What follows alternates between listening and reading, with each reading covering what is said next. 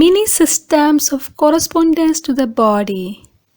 In the standard many systems of correspondence to the body, the hands and feet themselves together with their correspondence systems are projected on the ungual phalanges of the fingers and toes.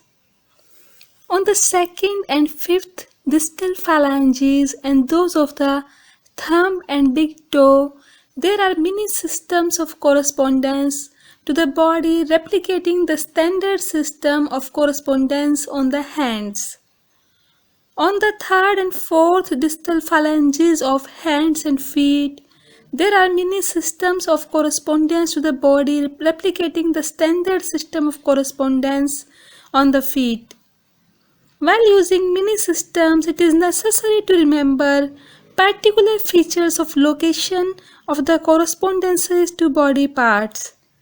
In the standard correspondence system on the hands and feet, the use of many correspondence systems of body located on the ungual phalanges of digits allows to obtain good practical results.